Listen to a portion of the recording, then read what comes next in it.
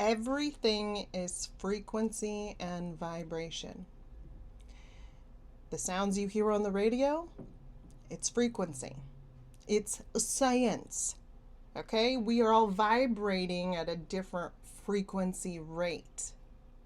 If we weren't vibrating at a different rate, we would all mesh together because one frequency carries one signal. And we are different signals vibrating at that frequency rate. And we all have different frequencies.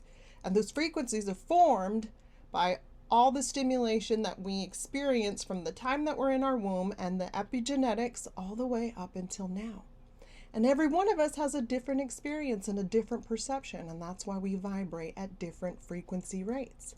Now, humanity goes through their story arc, and as soon as consciousness, which is all of us, experiences everything, then it can move up into a different dimension. So you have to experience on your little micro scale everything before you move up.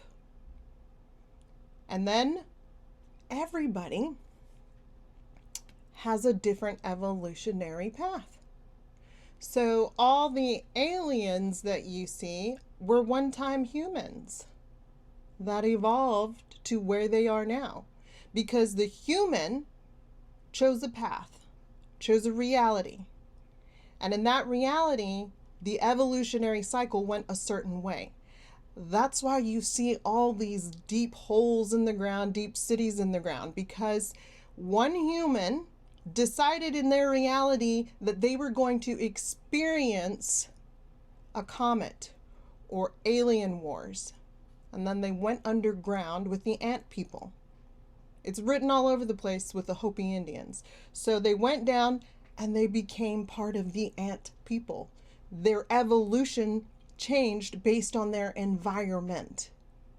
The gray aliens was another human that decided to go on another evolutionary path, stop producing, stop doing whatever, and because of their environment, they evolved to be those aliens. They're all here, they're just separated by dimension, and they're vibrating at a different rate. But everything is here. The universe, consciousness, is just one huge Russian nesting doll. And everything is a spectrum. So you've got the tiny nesting dolls, which are us little humans, and then you go to a bigger nesting doll, and there's a spectrum, a frequency in between. And then it goes to a bigger nesting doll, and there's a spectrum in between. Each nesting doll is a dimension.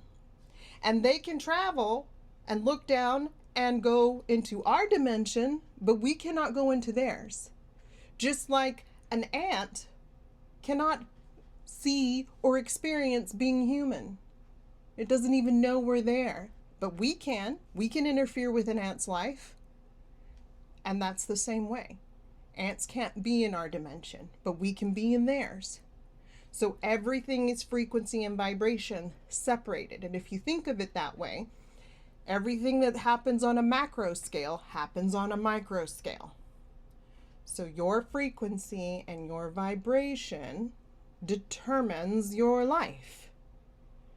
You are not being controlled. You are the one that's in control, creating an experience for yourself to have. And you can choose whatever reality you want. Do whatever you want. There's going to be a version of everybody in that reality. So if you decide you want to be in a reality where a comet hits, you will be in that reality. If you decide you want to be in a reality where WW3 happens, you will be.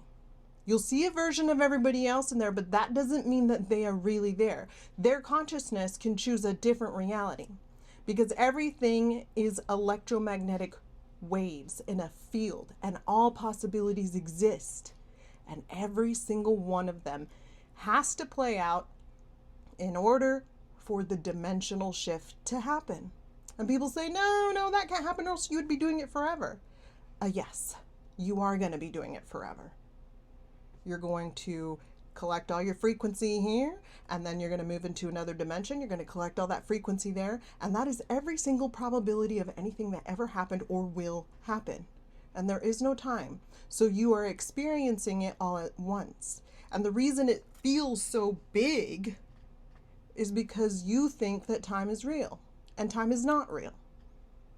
So in order for you to change your life, you have to start vibrating at a different frequency rate. And in order for you to choose the reality you want and not just get sucked into somebody else's reality, you have to know that you're the one creating it. If you don't want to experience WW3, don't watch the news. Don't pay attention to it.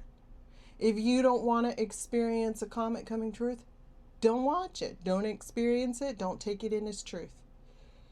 You are the one who has the choice, and you're the one that decides. And it doesn't matter what you choose, because there's always going to be a piece of you that chooses that. Because every probability and every possibility and every reality exists in the quantum. And there's no time. So you get to experience whatever you want because it's all happening at once. And the aliens or whatever you see or believe in, they know this because they're already in that dimension. They've already gone through it. And so they come back and they restart it and they see the planet to make more. And they're just playing their own game too because everything is possible. So if you know all this, and you know that everything is just a microcosm of a macrocosm, and everything has a frequency, and there's a spectrum, then what are you doing? If you know all this, what are you doing?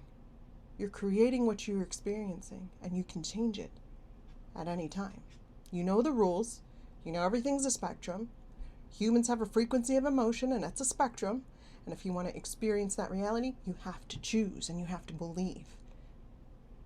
Your outcome is directly proportional to what you believe. And that is the mountain. That is the hard part.